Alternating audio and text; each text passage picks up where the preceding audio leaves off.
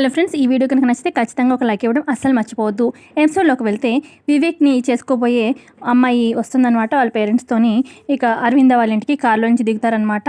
ఆ అమ్మాయి వాళ్ళ అమ్మ నాన్న దిగుతారు. ఇక లోపలికి రాగానే అక్కడ ఎదురుగా జయదేవ్ కనిపిస్తారు. మీరు ఎవరండి అని చెప్పి జయదేవ్ పలకరిస్తూ ఉంటే, మేమెవరో మీకు ఇంకా తెలీదా అని చెప్పి వచ్చిన వాళ్ళు అంటూ ఉంటే, అదే టైంకి అక్కడికి దేవి అని వస్తుంది. అది బావగారు వివేక్ని చేసుకోబోయే అమ్మాయి, అలాగే వీళ్ళు వాళ్ళ తల్లిదండ్రులు అని చెప్పి పరిచయం చేస్తుంది. అవునా, వివేక్ని చేసుకోబోయే అమ్మాయ అన్నట్టుగా షాకింగ్లో ఉంటారు. అది బావగారు మీరు ఈరోజే అమెరికా నుంచి వచ్చారు కదా, ఆల్రెడీ సంబంధం సెట్ అయిపోయింది వివేక్కి, మీకు పరిచయం చేద్దామని చెప్పి రమ్మన్నాను అని చెప్పి దేవి అని చెప్తూ ఉంటుంది. ఈ లోపల అక్కడికి అరవింద కూడా వస్తుంది. ఇక ఏం మాట్లాడలేక జయదేవ్ పక్కన అలా డల్గా కూర్చొని ఉంటుంది. ఈ లోపల వివేక్ కూడా వస్తాడు. ఇక మనీష కూడా రావడంతో హాయ్ అని చెప్పి ఆ పెళ్లి కూతురు మనీష హాయ్ అని చెప్పి పలకరించుకుంటారు. ఇక అప్పుడు జయదేవ్ అంటారు, అదేంటి దేవి అని వివేక్ని పెళ్లి చేసుకునే అమ్మాయి అంటున్నావేంటి, అసలు వివేక్కి ఈ పెళ్లి ఇష్టమేనా అని చెప్పి పెళ్లి వాళ్ళ ముందే అడుగుతారనమాట జయదేవ్.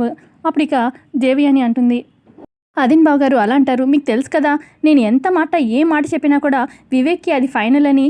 ఆల్రెడీ ఈ పెళ్లి సంబంధం మాట్లాడడం అయిపోయింది, ఈ అమ్మాయే మన ఇంటి కోడలుగా రావాలని నేను ఫిక్స్ చేయడం కూడా అయిపోయింది అని చెప్పి అలా అనేసరికి ఇక జయదేవ్ కూడా ఏం మాట్లాడకుండా అలా ఉండిపోతారు. పెద్దవాళ్ళుగా నిలబడి పెళ్లి చేస్తే సరిపోతుంది. ఇక మ్యాచ్ ఫిక్సింగ్ అయిపోయింది, పెళ్లి డేట్ కూడా అంతా ఫిక్స్ అయిపోయింది. ఇక ఇక జస్ట్ వెడ్డింగ్ కార్డ్స్ ప్రింట్ చేయడమే ఆలస్యం అని చెప్పి చెప్తూ ఉంటుంది దేవ్యాని.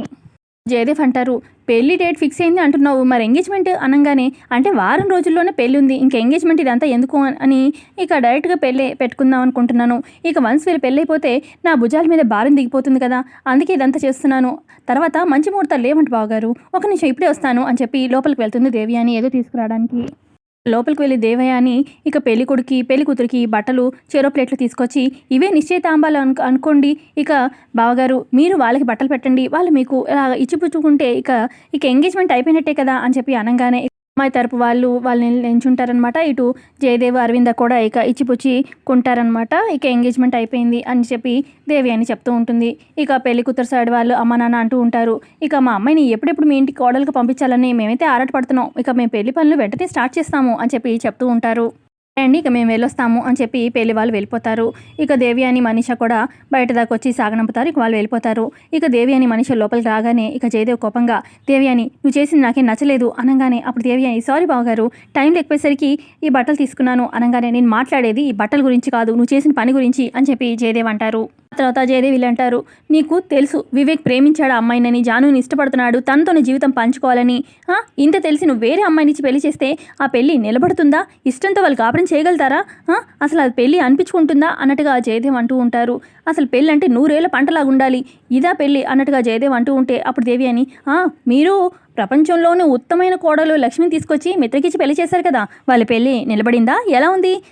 ఆ లక్ష్మి ఆఖరికి అందరినీ మోసం చేసి వెళ్ళిపోయింది, నందన్ కుటుంబాన్ని రోడ్డుకి ఇచ్చింది, ఆఖరికి కుక్క చావచచ్చింది అని చెప్పి దేవి అని చెప్తూ ఉంటే ఇక కోపంతో అరవింద రగిలిపోతూ ఉంటుంది. దేవి అని మరొకసారి లక్ష్మి చచ్చిపోయింది అన్నావంటే అసలు ఊరుకునేదే లేదు అని చెప్పి అనగానే అదే టైంకి మిత్ర వస్తాడు. మామ్, పిన్ని అన్న మాటల్లో తప్పే ఉంది, చనిపోయిన వాళ్ళని చనిపోయారని అంటారు అని చెప్పి అంటాడు మిత్ర. అప్పుడు అరవింద అంటుంది, మీ దృష్టిలో లక్ష్మి చనిపోయిందేమో, నేను మాత్రం లక్ష్మి బ్రతికే ఉందని నమ్ముతున్నాను అని చెప్పి అనగానే అప్పుడు మిత్ర అంటాడు, నువ్వు అన్నంత మాత్రం నిజమైపోతుందా, లక్ష్మి ఈ ప్రాణం తిరిగి పోసుకొని మరీ తిరిగి వచ్చేస్తుందంటావా అనగానే, మీరేమైనా అనుకోండి, లక్ష్మి ఇంకోసారి మీరు లక్ష్మి చనిపోయిందని ఇంట్లో ఆ మాట అంటే మాత్రం అసలు ఊరుకునేదే లేదు అని చెప్పి అంటుందన్నమాట అరవింద. మామ్ పిచ్చిగా మాట్లాడుకో అని చెప్పి మిత్ర అంటూ ఉంటే ఇక అప్పుడు జయదేవ్, ఇంకా ఆపుతారా మీ గోల, చూడు జయదేవ్ అని నీ కొడుకు పెళ్లి కాబట్టి నీకు ఇష్టం వచ్చినట్టు ఎవరితో చేసుకుంటావంటే చేయించుకో, మేము ఇక అడ్డు చెప్పేది లేదు, ఎందుకంటే నువ్వు నిర్ణయం తీసేసుకున్నావు కాబట్టి ఇక పెదనాన్న పెద్దమ్మగా ఏం చేయాలో చెప్పు అది చేస్తాం అంతే అని చెప్పి కోపంగా జయదేవ్ బయటకు వచ్చేస్తారు. జయదేవ్ బయట నించొని కోపంగా ఉంటే అక్కడికి అరవింద వస్తుంది. ఇక అప్పుడు జయదేవ్ అంటారు, అసలు ఇంట్లో ఏం జరుగుతుంది, 4 రోజులు ఇంట్లో లేకపోయేసరికి ఎవరి ఇష్టం వాళ్ళు అయిపోయింది, నువ్వు పెద్దదానిగా ఇంట్లో ఉండి ఏం చేస్తున్నావు, వివేక్ జానుని పెళ్లి చేసుకోవాలనుకుంటున్నాడు కదా, ఇదంతా ఏంటి అని చెప్పి జయదేవ్ అంటూ ఉంటే అప్పుడు అరవింద అంటుంది, నాకు కూడా తెలుసు జానుని ప్రేమిస్తున్నాడు, జానుకే ఇచ్చి పెళ్లి చేయాలని ఎంత ప్రయత్నించినా కూడా ఇక ఆ దేవి అని ఒప్పుకోవడం లేదు, ఇక తనకి ఇష్టం వచ్చినట్టుగానే చేయాలనుకుంటుంది అని చెప్పి అరవింద చెప్తూ ఉంటే అప్పుడు జయదేవ్, సరే అది పక్కన పెట్టు, నువ్వేంటి మళ్ళీ కొత్త గొడవ, లక్ష్మి బ్రతికే ఉంది అది అని ఎందుకు చెప్తున్నావు, ఆ రోజు దీక్షితులు గారు శ్రీరామనవమి రోజు చెప్పారు లక్ష్మి బ్రతికే ఉండొచ్చు అని, ఇక ఆ మాటనే పట్టుకొని ఎందుకు నమ్ముతున్నావు అని చెప్పి జయదేవ్ అంటూ ఉంటే, నేను నమ్మడం కాదు అదే నిజం అండి, లక్ష్మి బ్రతికే ఉంది, మన చుట్టే తిరుగుతుంది అని చెప్పి అంటూ ఉంటే, ఇది నిజమే అయి ఉంటుందా అని చెప్పి జయదేవ్ అంటారు. నిజమే అండి అనగానే, మరి బ్రతికే ఉంటే మన దగ్గరికి రావాలి కదా, ఎందుకని రావడం లేదు అని చెప్పి జయదేవ్ అడుగుతారు అరవిందని. అప్పుడు అరవింద అంటుంది, లక్ష్మి మనీషాకి ఇచ్చిన మాట కోసం మన ముందుకి రాలేకపోతుంది, ముసుగు చాటునే ఉండిపోతుంది. కానీ ఏదో ఒక రోజు లక్ష్మి మాత్రం మన కంట పడుతుంది.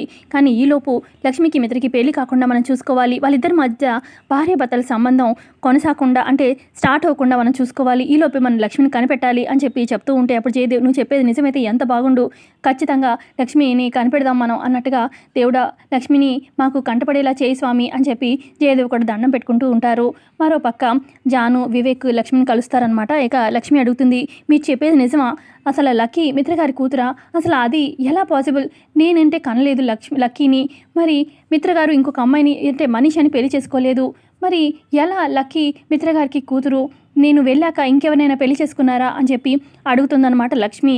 అప్పుడు జాను, వివేక్ ఇలా చెప్తూ ఉంటారు, మిత్ర అన్నయ్య అసలు ఎవరిని పెళ్లి చేసుకోలేదు, వేరే అమ్మాయి వైపే కన్నెత్తి చూడలేదు నువ్వు వెళ్ళాక వదినా అని చెప్పి వివేక్ చెప్తాడు. జాను అంటుంది, మిత్రగారు పెంచుకుంటున్న లక్కీని తను దొరికిన పాప అంటే హాస్పిటల్లో ఎవరు ఆవిడ కనేసి వదిలేసింది. ఇక ఆ పాపని అనాథగా వదిలేలేక ఇక మిత్రగారు దత్తత తీసుకొని పెంచుకుంటున్నారు అని చెప్పి అనగానే ఇక అప్పుడు లక్ష్మి మనసులో ఆలోచిస్తుంది, అదేంటి ప్రపంచంలో ఇంతమంది అనాథలు ఉండగా ఆ హాస్పిటల్లో పుట్టిన ఆవిడికే ఇక ఈ పాపని తెచ్చుకొని మిత్రగారు ఎందుకు పెంచుకుంటున్నారు? అది కూడా ఇంత ప్రేమగా, అసలు సొంత కూతుర్ని చూసుకున్నట్టుగా ఇంత ఇదిగా చూసుకుంటున్నారు. అసలు జాను వివేక్కి తెలిసిందే నిజమా, లేదంటే ఇక వీళ్ళకి తెలియని నిజం ఇంకేదన్నా ఉందా అని చెప్పి లక్ష్మి అలా ఆలోచిస్తూ ఉంటుంది మనసులో. నాకేం అర్థం కావట్లేదు అని చెప్పి లక్ష్మి అంటూ ఉంటే, ఇందులో అర్థం కాకుండా ఏముంది, లక్కీని దత్తత తీసుకున్నారంతే, పెంచుకుంటున్నారంతే, తను ఒక అనాథ పాప అన్నట్టుగా చెప్తూ ఉంటాడు వివేక్. ఇక అప్పుడు నేను నమ్మలేకపోతున్నాను, ఏంటో అంత కన్ఫ్యూషన్గా ఉంది అని చెప్పి లక్ష్మి అంటూ ఉంటే అప్పుడు వివేక్ అంటాడు, అబ్బా వదిన ఇప్పుడు అది టాపిక్ కాదు, అది పక్కన పెట్టు, నాది జానుది పెళ్ళి అవుతుందో లేదో నాకు చాలా టెన్షన్గా ఉంది, ఇటు చూస్తే మా అమ్మ ఒప్పుకోవట్లేదు, అమ్మ ఒప్పుకుంటేనే పెళ్ళి అంటుంది జాను, అసలు నాకేం అర్థం కావట్లేదు, మా పెళ్ళి జరుగుతుందో లేదో అని వివేక్ టెన్షన్ పడుతూ ఉంటే ఇక అప్పుడు లక్ష్మి మనసులో అనుకుంటుంది, ఎలాగైనా మీ ప్రేమ గెలిపిస్తాను, వీరిద్దరికి ఎలాగైనా పెళ్లి జరిగేలా చూసుకోవాలి అని చెప్పి అనుకుంటుంది లక్ష్మి మనసు. పక్క హాల్లో జయదేవ్, లక్ష్మి అలాగే మిత్ర పెళ్లి ఫోటో చూస్తూ ఉంటారనమాట. అప్పుడే అరవింద వస్తుంది, ఏంటండి ఎక్కడో మరుగున పడిపోయిన ఈ ఫోటోని ఇప్పుడు తీశారు అని చెప్పి అనగానే, ఇవి అలా ఉంచేయకూడదు చీకటి గదిలో, ఎప్పటికీ మనం తలుచుకుంటూ జ్ఞాపకాలు ఇవన్నీ మనం ఎప్పటికప్పుడు చూసుకుంటూ ఉండాలి అన్నట్టుగా చెప్తూ ఉంటారు జయదేవ్. ఏం చేస్తామండి, మిత్రకేమో నచ్చడం లేదు, అందుకే అలా వదిలేయాల్సి వచ్చింది అని చెప్పి అరవింద అంటూ ఉంటే అప్పుడు జయదేవ్ అంటారు, ఈ ఫోటోలాగే లక్ష్మి కూడా మన ముందుకు రావాలి, తన అజ్ఞాతం వదిలేసి రావాలి అని చెప్పి అంటూ ఉంటారు జయదేవ్.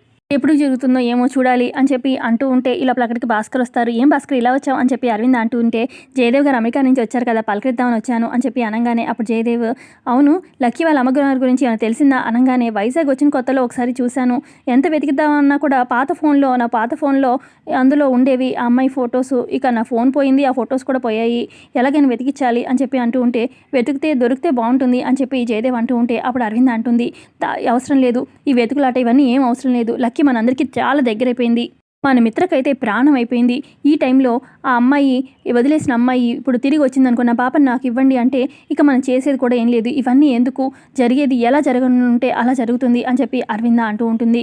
ఈ లోపల అక్కడికి వస్తాడనమాట మిత్ర. హాయ్ భాస్కర్ అని చెప్పి పలకరిస్తాడు. అవును డాడీ, నీ చేతిలో ఏంటి ఆ ఫోటో అనగానే, ఫోటో లేరా అని చెప్పి జయదేవ్ అంటూ ఉంటే, ఏదో ఒకసారి ఇటువంటి ఫోటో చూస్తాను అని చెప్పి ఇక ఫోటో తీసుకొని ఇక లక్ష్మి ఫోటోని ప్రేమగా మిత్ర చూస్తూ ఉంటే అక్కడే ఉన్న అరవింద, జయదేవ్ షాక్ అవుతారు.